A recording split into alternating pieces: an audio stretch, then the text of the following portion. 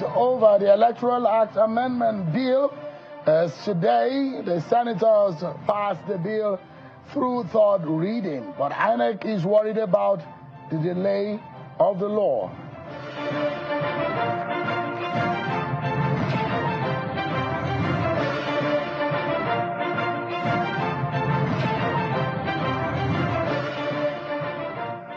Former Minister of Petroleum Resources, Alison Madueke, is back in UK court facing alleged bribery allegations.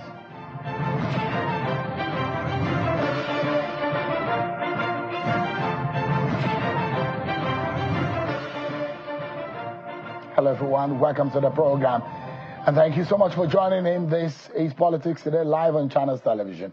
I'm Sean Kimberly right here in our Abuja studio. Let's bring you up to speed with what is happening with respect to the Electoral Act Amendment Bill, which has been a lot of worries over the delay, especially in the Senate. So today, what we're seeing is the Senate has passed the Electoral Act 2023 Repeal and Reenactment Amendment Bill 2026 through third reading, but has firmly rejected the electronic transmission of votes.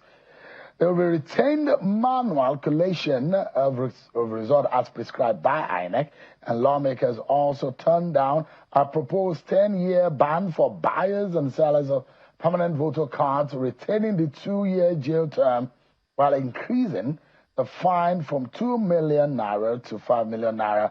The chamber amended timelines in the electoral process, reducing the notice of election period from 360 to 180 days and cutting the deadline for political parties to submit their list of candidates from 180 days to 90 days before a general election.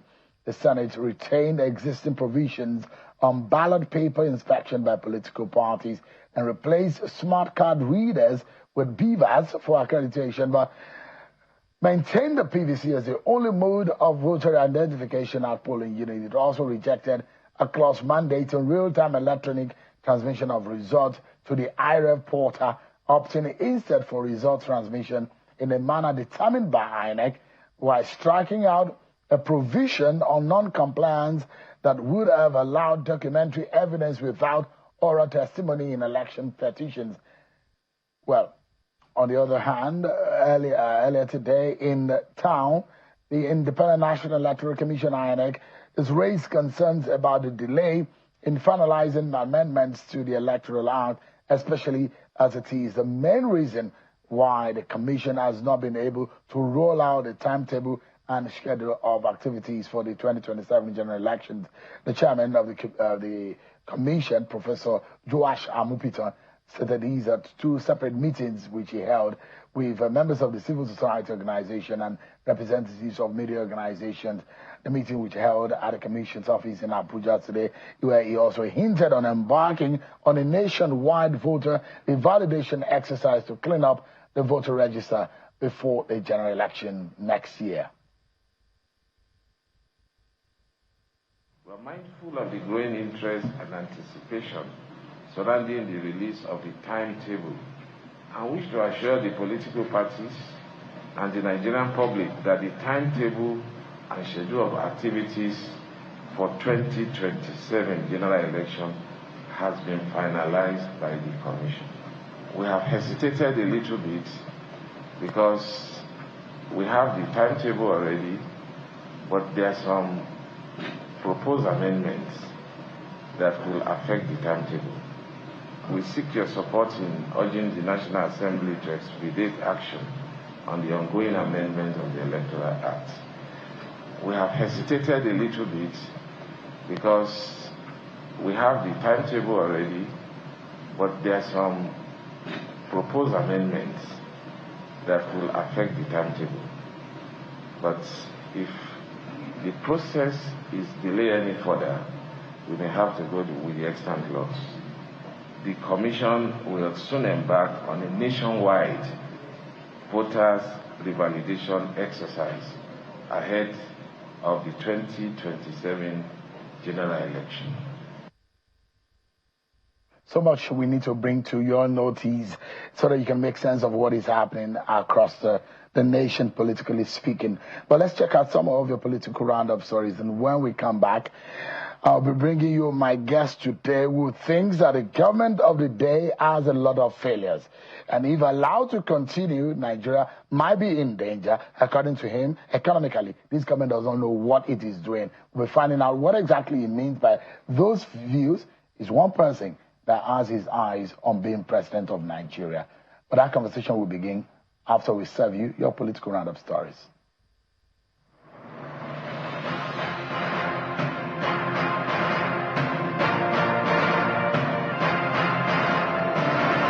Protest has again hit the headquarters of the Independent National Electoral Commission (INEC) in Abuja, as members of the Urhobo ethnic nationality in Delta are asking INEC to publish the final report of the ward delineation exercise it carried out last year in Warri Federal Constituency. This is the second time in 1 month that protesters from Delta State have staged a protest at the INEC headquarters over the delineation exercise. Addressing journalists, the protesters say without such a report from the Commission, the planned state and ward congresses by the ruling All Progressives Congress, which has been scheduled for next month, will be impossible. The Minister of the Federal Capital Territory, Mr. Nyesom Wike, says his active participation in politics will not stop him from carrying out his duties as the Minister of the FCT. Mr. Wike stated this while fielding questions from journalists after inspecting some ongoing projects in Abuja. Though he cited the upcoming area council elections in the FCT, he insisted that it would not be a hindrance to achieving more developments in the territory. Ahead of the 2027 general elections, the National Councillors Forum of Nigeria has formally declared its unalloyed support for President Bola Tinubu's re-election in 2027. Citing the restoration of local government autonomy as a landmark achievement for grassroots development. Addressing a news conference in Abuja, the forum described the current administration's policies as transformational, noting that the renewed hope agenda is now a living reality in rural communities across the federation. The APC in Oyo State says efforts are ongoing to unite members of the party in the state. At a stakeholders meeting of the senatorial district convened by Senator Yunus Akintunde in Oyo Town, leaders of the party passed a vote of confidence on President Tinubu as their sole presidential candidate for the 2027 general elections.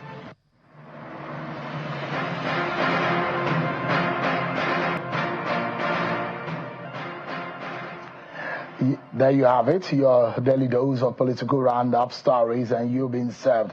Let's tell you that the corruption trial of Nigeria's former Petroleum Minister Diziani Alice Madueke is continuing today at the London court, where jurors hearing the court between 2011 and 2015 when she was Nigeria's oil minister but maintained a UK address.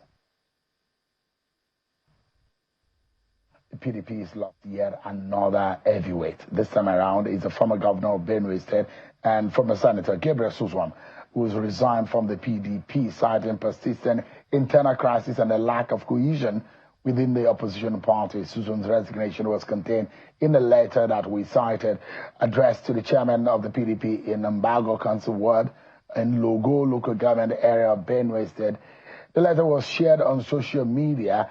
And in the letter, the former governor says the decision was informed by what he described as the party's failure to restore long-standing internal conflict affecting his leadership, structure, discipline, and ideological direction. Some people may have left the PDP. Others are saying put. In fact, they want to benefit from it and rebuild it. One of them is a former presidential candidate and also one of the very first vice spokesperson of the People's Democratic Party in its inception, a former governorship candidate in Kwara State, Mr. Gbenga Ashim Mr. Gbenga Ashim Olawipo is live for us here on the program. Thanks so much indeed for joining us tonight. My pleasure to be here. I appreciate God bless you. Thank you so much indeed. For bringing me again. It was an exciting one. You had a very strong stance about this government at the time. You thought that the economy was in shambles. It's really horrible. Huh? Oh, you still hold that view? Look. Up until now. Even with the changes that we have seen. The GDP of Nigeria today is between 220 billion to 230 billion by IMF World Bank outlook. 20 years ago, under Obasanjo, Nigeria's GDP, when it was finishing in 2007, was 268 billion, bigger than now, 20 years after. This disaster happened under APC.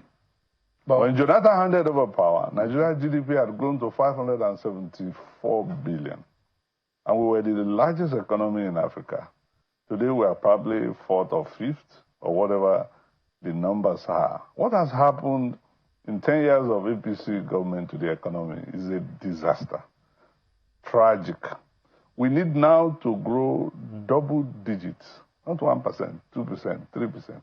Double-digit growth to achieve the level we were but about 10 years ago. The IMF is very optimistic about the growth. The Well, World Bank is IMF needs to optimistic be about the political growth.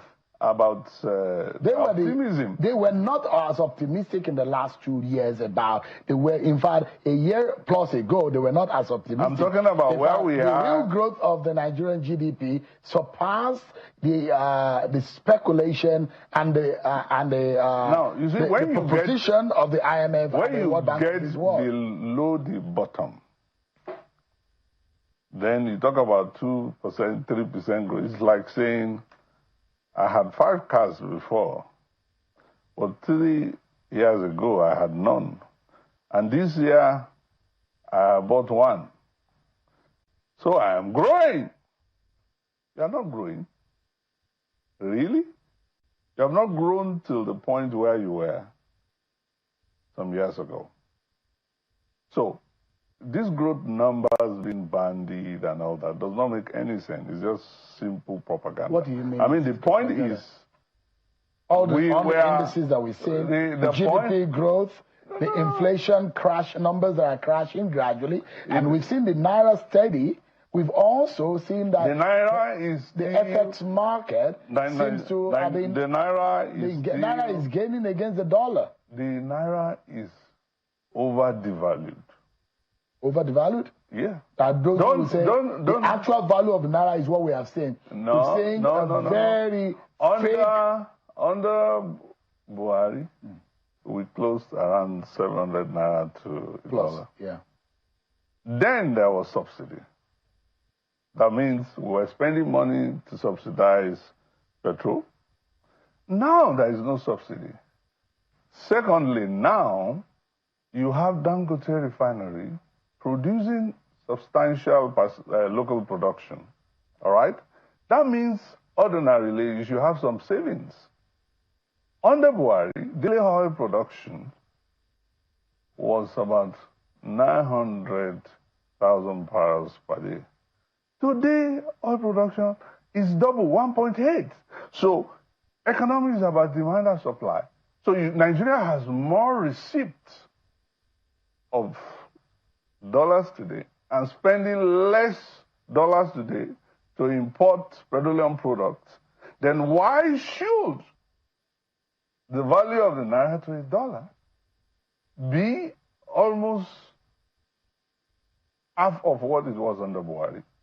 It shows that there's something funny. This is voodoo economy. So there is a reduction. This is voodoo. There is a reduction on the pressure on importation of petroleum products. So you need less money for FX, yeah. There is an increase, double. You now have double receipt in your daily oil production. Yet your Naira is now about 100% devalued to under Buhari. This is voodoo. This is not economics. Mr. Lawepo, don't forget that the past government had, in fact, future production. The APC government. The past government was an APC. But this government said that they met an economic mess, and they are willing to clear it. And the president in power says his area of expertise is the economy. And you know that the vice president is also a former banker. They said they've got it. They said there's a need for reforms. Nigerians will feel the pains.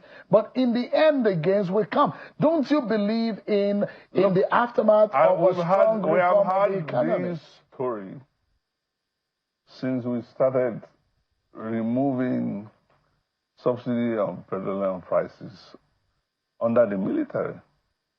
And interestingly, we even saw real results because when they removed subsidy before, they would put the money in some concrete projects, like PTF was managing the differential under Abacha, and you could see the roads, you could see the hospitals, you could see where the money was going. Now, the tragedy of this removal is that 10 trillion naira has been taken off the pocket of poor Nigerians. And then they distribute this money to state governors. And the money, after 1 week, hence if they finish FAC today, then you will see they will take the money to borrow the shun and change the money to dollars and keep this money either in sockaways or in private houses that nobody is inhabiting. And so you bankrupt Nigerians, and then you make the savings redundant by hiding it in private houses.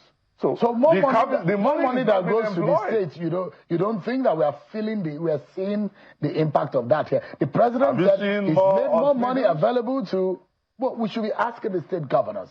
Well, because you should know that you are running a corrupt economy. But like Mr. Olawa, you are running a corrupt if you want to economy. be fair to this government, and I want us to have this economic debate in a way that is fair. I'm willing to have a 2-3 hours debate with Tinubu's finance team. Let's look at all the numbers in every sector. Let's take a look at it. I know this is a challenge. They should accept it. Yes, and I think that it also brings transparency and accountability. It will be good too. Yeah, but let's look at it. If you look at the macroeconomic side, so if you see macroeconomic indices, a lot of where people are the effect of the macroeconomy is on the microeconomic side of things. The purchasing power of the people have still not really dramatically changed. A lot of them say they feel the pain. But the macroeconomic side of the indices, of the side of the economy, there's a lot of change that has happened there. Would you blame the federal government that seems to have done its own part, rather than blame the federating unit and the local government? The federating units are controlled by APC government. 29 of them. So across the line, they claimed APC was voted into power, and that means that they control the legislature. You see, they were able to unite now to bring the Electoral Act that they won, but they're not able to unite to build hospitals, to build roads. So, I mean, this is just pure nonsense. Well, if you look at what has happened in pure nonsense. Almost 3 years, yeah. You do not see the capacity of President Bola Tinubu. You do not see the effort being made in the positive direction. You do not seem to see any gravitation in FDI. You do not see anything in gravitation in bringing more interest in the economy and the trade and commerce of this country. The deal signed in Turkey, the deal signed GDP number does not show that. The GDP shows that this economy is 50% of what it was 10 years ago. So it doesn't show it. Now, the Great Depression in the U.S. in 1929, the Great Economic Depression, was 10% decline in GDP, 10% decline in GDP. So what you have now is a disaster of monumental proportion. So the GDP number does not show the growth. Nigeria needs double-digit growth to exit this terrible economic calamity. Do you see that? And we presented a plan. They don't have the capacity to do it. I presented a plan that people believe that with his capacity in Lagos, over time, even if given more time, can be able to perform the magic. I don't want to reduce this. Let's make use of this precious time we have, and don't reduce this thing to pedestrian talk. Joining issues with people. Because leadership is also about capacity, pattern, trend, history, records. So if you look at the record of whom you have given your life to as a people to lead you, what was the record? Would you say? What was the record in Lagos? You had a 2-3-4 kilometer road, okay, from Lekki crossing, maybe about less than 1 kilometer bridge. What was that record? Babangida, for God's sake, as a military administrator, in Lagos, build Third Mainland Bridge. You know how many kilometers Third Mainland Bridge is? So if you say President Tinubu just built a road of 3 kilometers and put a toll on it, built Lagos, then what do you say about a man that built a whole third? Can you imagine Lagos without a Third Mainland Bridge?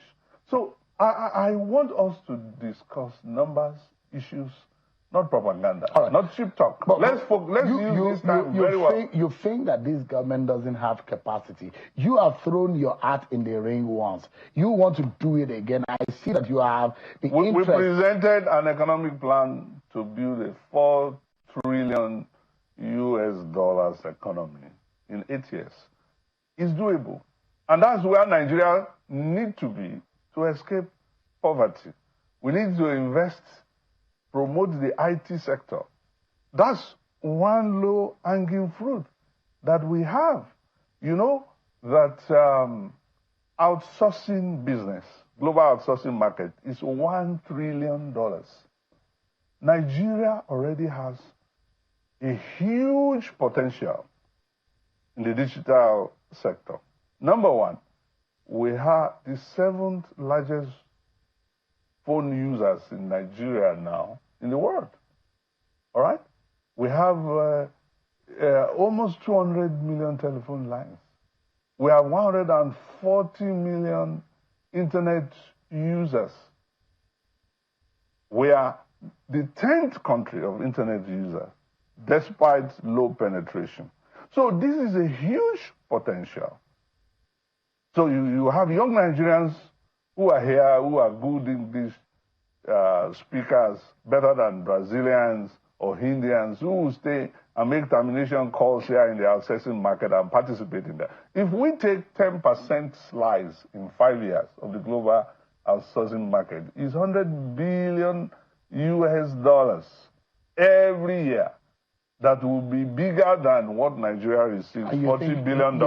You think you have the capacity to We already have what it takes. You are a businessman. We have the internet. You're a businessman, Mr. Olawipo. Yeah. And those who believe that, private business is not like government business. You need people who have business background to rescue the economy.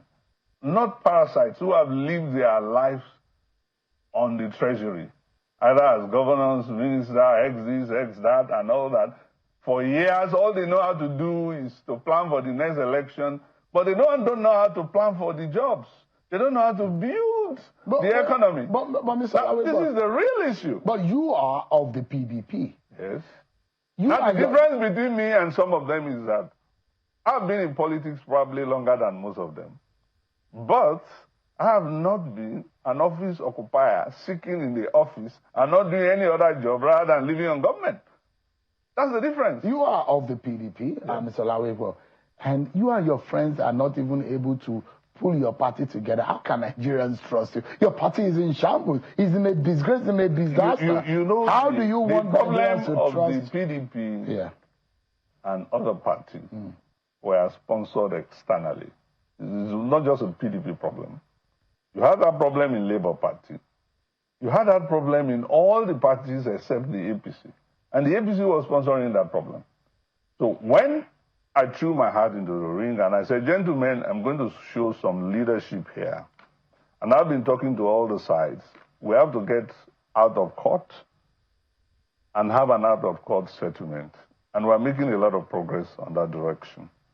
Now, the PDP made some significant gain in the past 1 week after the Ibadan judgment. Now, at least you have a faction that has now been recognized. So that faction can sign letters to INEC and nominate candidates. Previously, there was no faction recognized.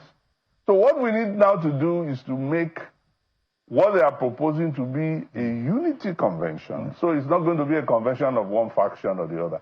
And it's the job of all of us to try and put everybody together. Have you spoken with the like of Governor Bala Mohammed, Governor Sheyi Makinde? I've spoken with Turaki.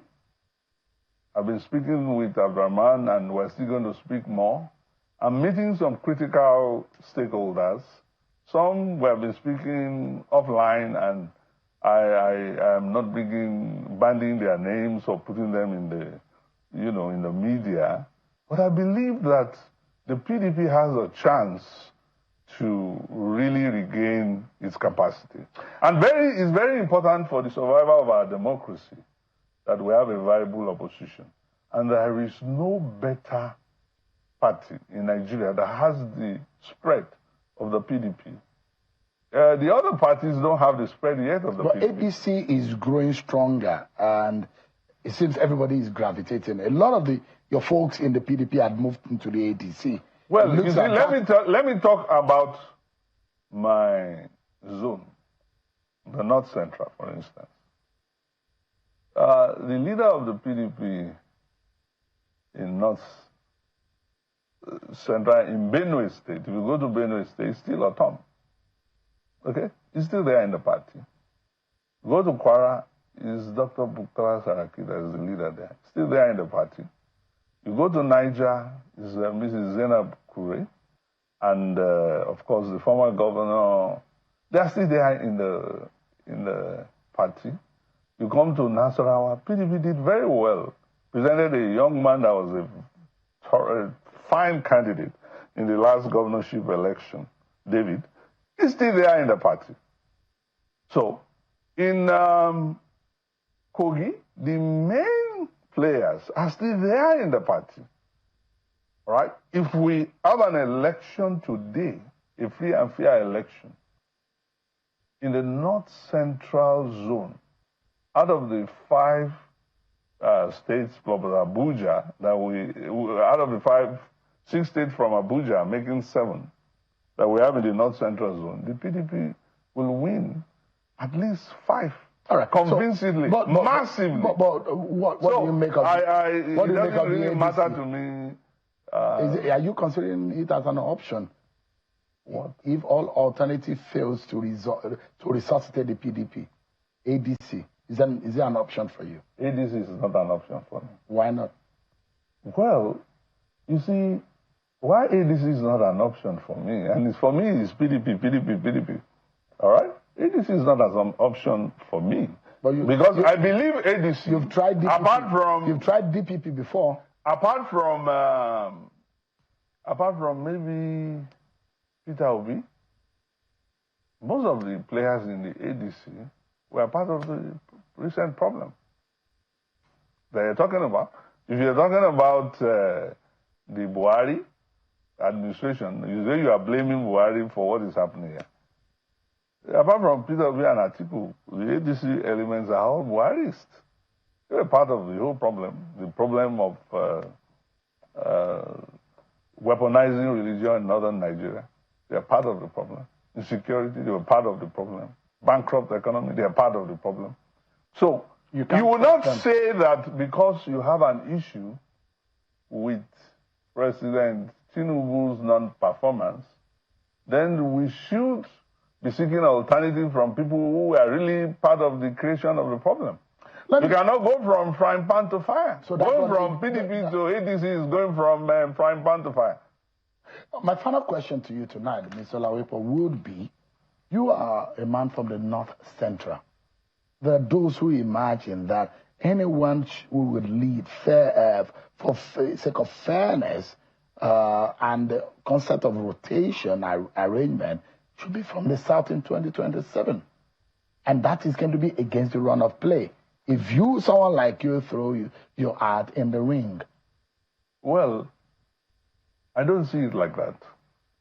2027 election should be about who is more competent to grow the economy, who can secure Nigeria, and who can unite Nigeria, not tribe, religion, ethnicity, or region. And it's a dubious narration to say that it's the turn of South or not.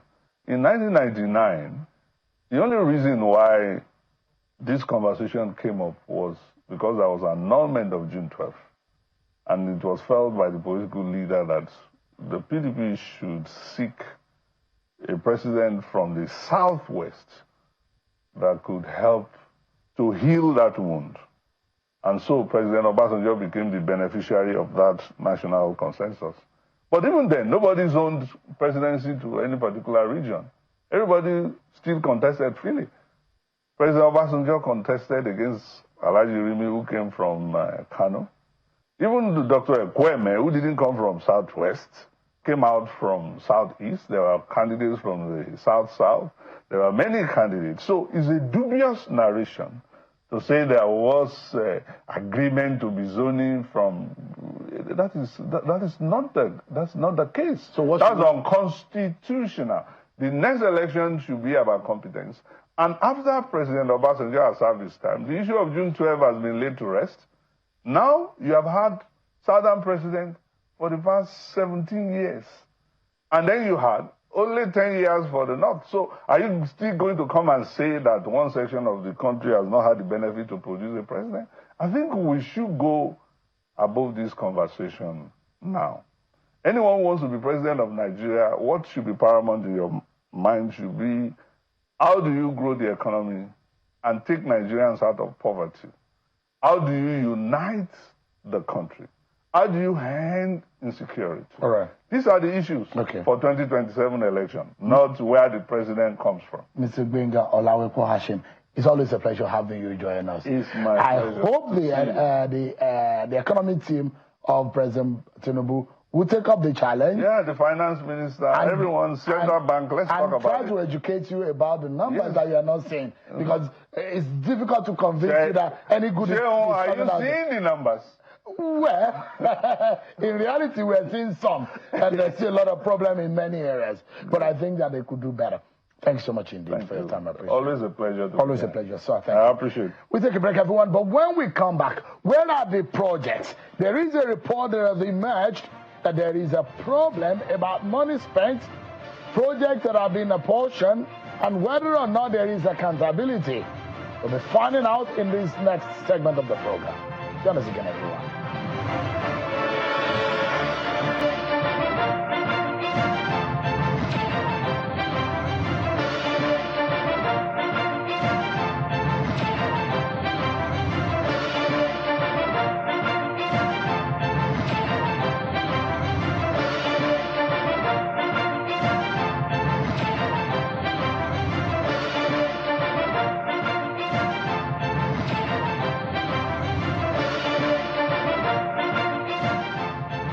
For staying with us on the program. When you hear constituency project, you imagine what that means.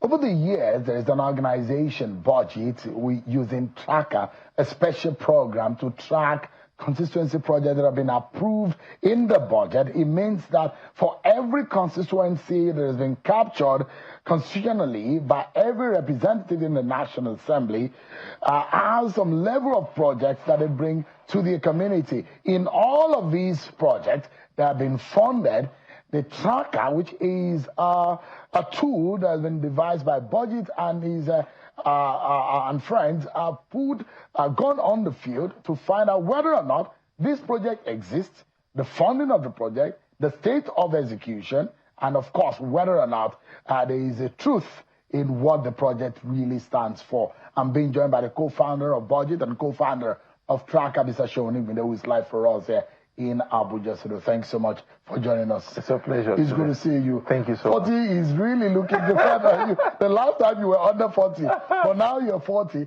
and really interesting. How are you today? I'm fine. I'm well. Thank you. Yeah, so much. Constituency project, we are back. Now, you tag the report, the people and government oversight. Exactly. But there are a lot of people who we know that it's going to be a bit of a disaster because in the last 3 years, there's been a problem of disbursement and a problem of capital injection into the budget that have been planned. Is it? That's very true. What we have seen is a low implementation of constituency project, also a poor implementation of constituency project, as you would say. Recently, we took a look at 2,760 constituency projects. And because we know that budget in Nigeria recently had been going in, concurrently, we had 2020, 2024, 2025 projects running. And the 2024 project was even they stretched up to December last year. In fact, we are still implementing part of the 2024 budget now. Now, the 2025 budget is also almost nearly all the constituency projects were not funded. If if you recollect, a lot of lawmakers said that they have gotten an allocation up to ₦1 billion from the presidency to put in there as constituency project. But unfortunately, most of those projects were not funded. So, and 70% of those projects were rolled over into the 2026 budget. So, most times you look into the 2026 budget, now you find a whole lot of constituency project there again. Yeah. We're hoping that the National Assembly will not have another layer of constituency project in it again. But reality is that the constituency project, it's always a paradigm to find out the way the capital project, the poor execution of capital project in this country. First problem, planning. Do we plan properly for capital project? Do we plan based on the needs of the population? And most importantly, do we even evaluate value for money? When we put in this constituency project, do we ensure that the right road, the right school, the right hospital is properly built as it should be? Let's find out. Just imagine anyone, if you don't understand where Ms. Olungbide says we are still executing 2024 project. If you were a student and you have pocket money to run your time in school, just imagine that you are in 2026 and your pocket money of 2024, you are still running on it. Just imagine how that could be. And that's what the problem that we're faced with budget implementation over the last 2 years. But let's find out what budget have found out.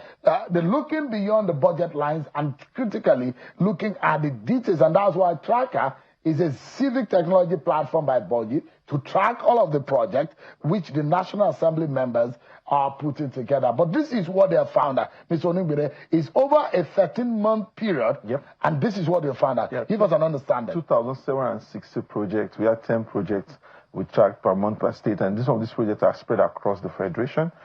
They also are included 47 PHCs. These are things we track between October 2024 and October 2025 is when we looked into some of these projects. That's the scope of your work. Now, this is what you have found out. There are winners and there are those who are really struggling to stay afloat. Yeah, and some of these things have to do with the intensity of the lawmakers to push things through.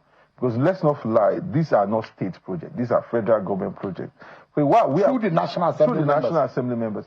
But what we're worried about, the expansion of constituency projects. Let's not forget, constituency projects started by being an 100 billion naira packet, which means every National Assembly fitted all their constituency projects in 100 billion. In the 8th National Assembly is when things started going crazy, if you allow me to use that word. When people now left that packet and they now went straight into the budget and started inserting indiscriminately. So now, even if you see a lawmaker, you don't know, are you a lawmaker or are you a local government chairman? Because you stay like Kaduna, which is also good sometimes. Rivers, Bauchi, Gombe, Kano have the increase, as we said, Katsina, Rivers, Bauchi, Gombe led the completion rate above 65%. Demonstrating what is possible with proper oversight. Meanwhile, Delta, Ondo, Yobe, Benue, and Adamawa lag behind with the rate below 34%. By the time we scroll on, we will see how the states themselves fared on the stage. So we have dominance of this project happening in Katsina, Rivers State, Bauchi, Gombe, and Kano. And not just their dominance, the performance. Because now you have more of those things, performances that means above 60%. 60% of projects. But in Delta, Ondo, Yobe, Benue, and Adamawa, below 34%. They lag behind. Disaster. So let's look at what we have based on what the projects that never were. And part of the problem is, I hope that, what's the name of these hospitals that always get Federal Cooperative College or GIRI. I hope that it's a very notorious conduit for siphoning and insertion of projects. So what do we have? We have unexecuted projects. So we said 2.19 billion were tapped to projects that were never started. In Benue, Ondo, Kwara, Akwa Ibom, and Sokoto. 2 billion. Yeah. So you also have, because let's for instance, these projects are 10 million, 50 million, 100 million naira worth projects. In the abandoned project, and there has to be questions about lawmakers in these states. Taraba, Abia, Nasarawa, Adamawa, and Ogun. 7.8 billion in abandoned projects were found in just 5 states. So 97.5% of abandoned projects were found in just 5 states. In 5 states. Taraba, Abia, Nasarawa, Adamawa, and so if citizens want to really, they need to be asking their lawmakers. What's happening? 7.8 billion worth of abandoned projects in those states. They are states that unexecuted projects at all. Yeah. At all. This one, they even started it, but they abandoned it. But unexecuted at all, 2 billion worth in Benue, Ondo, Kwara, Akwa Ibom, and Sokoto State. Be asking real questions and tough one from your lawmakers. But this one, fraudulent delivery, that means place where even, let's assume that you were supposed to deliver a project in a community. Then we can't find that in that same community. Then you will find it in another extra community, or you did not even deliver at all, or you deliver a very suboptimal project. We find out that 8.61 billion was disbursed of substandard or diverted projects in Imo, Lagos, Kwara, Abia, and Ogun. And these were the main states where you find a bit of fraudulent and substandard delivery. And some of them, we've highlighted them to the EFCC and to the ICPC to say, we found this list of projects that were either fraudulent or possibly even with substandard in their delivery. Mr. Odigbede, what I found out is that there are questionable almost 19 billion worth of projects. So if you put 8 billion plus 7.8 billion, it's giving you about 16 billion. But another 2.19 billion, that's giving you almost 19 billion worth of worries that Nigerians should be asking questions. Exactly. So if there is a 100 billion packet, so you have about 20% of that in a questionable condition. But there are even more than that, because if we go into that, you will see that we even took some special investigation into certain areas. Like we looked at national grid collapses and we put the hydroelectric power project there.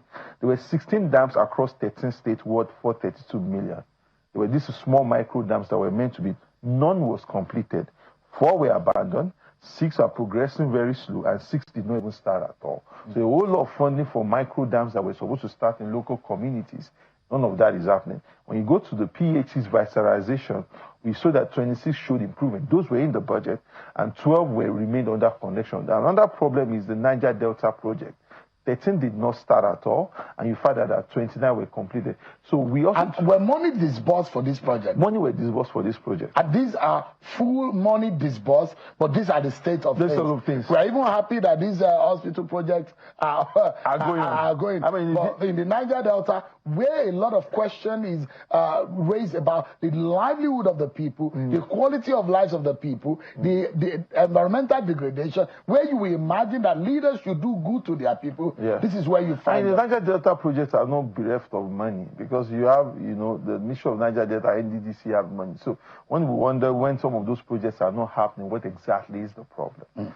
By the time you look at it, there are some success stories. We might see, especially where in Kaidia Sabo, where we had healthcare after 50 years of advocacy. You have a learning environment in Nawarudin School in Plateau. You had a DDG in a community in Oshun who got an 100 million PET after a lot of letters. You have a clean water after 20 years in Akwa Ibom.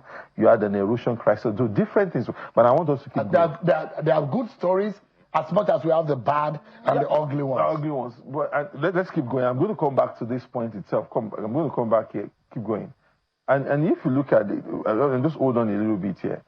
If you look at completed projects, you find out that in Ondo, Delta, like I mentioned, the least performing states, and also you find ongoing states with the proportion with various of implementation at Oyo, Adamawa, Plateau, Ondo, and Enugu. Whereabouts you have Taraba, Katsina, and Rivers are the lowest ongoing states. Not done, and that's why I want us to pay attention to not done, unexecuted. Benue, Ondo, Kwara, Akwa Ibom, and Sokoto have the list of states with the highest proportion of projects that were not executed at all. And this is also, when you compare that to Katsina, we showed that Katsina was improving, it's on the opposite side of things. But I want you to move to... But it means then that more lawmakers in Benue needs to be queried and questioned. Yeah, so if you are a resident of Benue, Ondo, Kwara, Akwa Ibom, Sokoto, maybe you can come to us and we can show you our broadsheet. And we are going to publish it online tomorrow. It is a spreadsheet of all the projects. You can follow us on tracker.ng on Twitter or on even our Facebook account, or even email us.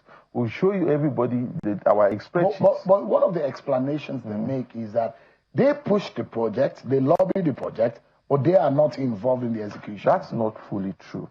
2 things, and I'll tell you why. One is the fact that you have oversight on the execution of projects in your community. That is 101 of a lawmaking. You have responsibility to push ahead.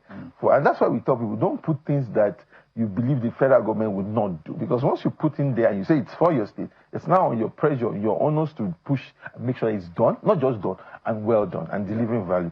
The second thing is that there's a case that we are pushing through in Cross River recently of a lawmaker who used his own company, which had names of his family, to execute a constituency project. Yes, yeah. So maybe Jaribi or something, I've forgotten his name. So you have a situation like that, that we cannot lie. A lot of these lawmakers are also, dipping their hands and influencing and scheming. In fact, if you get to speak to a lot of civil servants, they will tell you that when it comes to constituency project, they don't want to get closer to it because they believe that is the decision of how the lawmaker wants to execute it. Give me a moment, because we need to go on a break. We'll give you more expose on what has been happening with your money in your area that you should be concerned about those who say are representing you in the National Assembly. Are they sitting there in your own interest? If they're not, this is time to be asking that question. But we get more details after this break, everyone. Volatility is no longer occasional, it is the operating environment. Currency shocks, regulation, geopolitics, technology, and talent mobility now threaten boardroom value and national competitiveness. From 7th to the 21st of February 2026, join Texan's virtual program leading through disruption, strategy, agility, and influence. Designed for CEOs and directors, it sharpens early judgment, supports no-regret decisions, and builds advantage under pressure. Learn with Professor Christian Stadler, Professor Nick Cheeseman, Professor Neil Hartman, and Right Honorable Graham Stoltz MP through 1 hour daily self-paced learning, plus live executive sessions across 3 Saturdays. Live sessions feature simulations, cases, and gamified practice, practical, engaging, and memorable. Investment, 3.2 million naira after discount. Act now or absorb uncertainty later. Call +44 7425 883791 or exec@texam.co.uk. Texam, insights that inspire, actions that change the world.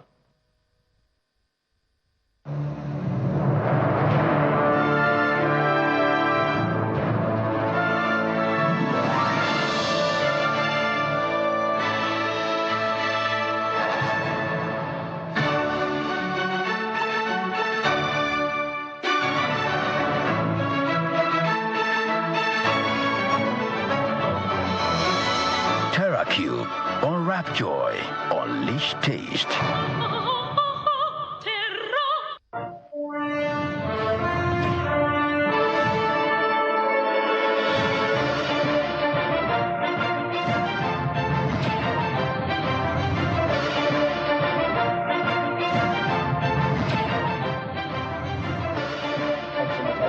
For staying with us.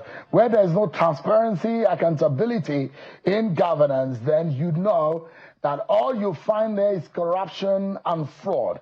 And that's why we're putting our fingers and digging into the constituency projects that some of your lawmakers are saying they are doing. 3 senators from each state, FCT has 1, and there are several members of the House of Representatives, all of them just to lobby and impute project under the 100 billion packet that is allocated to the National Assembly. But what happens when about 20 billion of the 100 billion packet is fraudulently either not done or not catered for or not found or not executed? So what are you doing with your lawmakers? You know your lawmakers. If you want to publish some of their names for you, if whatever state you belong, you can go to the National Assembly website and you find your lawmakers. You begin to ask questions or you ask tracker which projects in your area are being allocated funds to but never done. Yeah, this will bother your mind. Let's show you some of the mind-boggling situation and the statistics about this constituency project and what your lawmakers are doing with them. Mr. Oningbinde, so what did you find out? In this gives us this like a dashboard. It gives us a breakdown of where we are. So 2,760 projects. Allocation is far more than 100 billion. The allocation, if you put all of these projects, is 2.26 trillion. I mentioned that 100 billion is what is supposed to be. And today, if you look into what you call the service-wide vote, you see it's called the zonal intervention project, which is the name also for constituency project. But they have also gone into the project to just insert some of these micro projects. Now, based on Govt, but they were blaming Tinubu executive that is not releasing money. Oh, truly, because we check Govt spend, yes, which is our own tool to even aggregate all the spending, actual spending. We only find disbursement for 156 billion out of the 2.26 trillion allocation. So there is a big problem in disbursement. And I think the Ministry of Finance needs to come out openly. We're going to write them to know for the list of this project how much have you truly disbursed. Because if you follow the data that is put on Open Treasury, which our Govt spend data draws from, this is all we have found in terms of disbursement. Okay. Now, out of this project, out of 2016, we found that 1,438 projects have been completed. Let me tell you something. Out of this money, there's close to over ₦1 trillion that is committed to solar projects. We have a problem with solar projects in Nigeria for constituency. I don't know. Yes, it's a solar problem. Because, and we've also done another report to show how long do this solar project last. How do we have a constituency project now? A chunk of that project, either solar street light or solar delivery. It seems maybe there is some form of cabal around this solar. And we are not against solar project. We're just saying the quality of output. It seems nobody is checking the quality of output for most of these solar projects. But a chunk of those projects were completed. Then you now have fraudulent projects. We found 92 projects that were identified out of these that were poorly executed, were wrongly executed, or the funds were just properly diverted. We've written them, we've shared with us to the ICPC and to the FCC. Then we have abandoned projects that have not been continued, not done 471, ongoing 660 projects.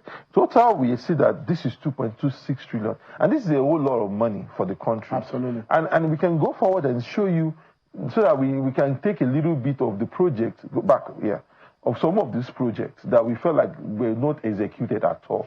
You understand? So the rehabilitation of Makurdi Bridge in Benue State, replacement of Joint Ministry of Works, they were supposed to be given to a contractor, AG Construction Nigeria Limited, not done.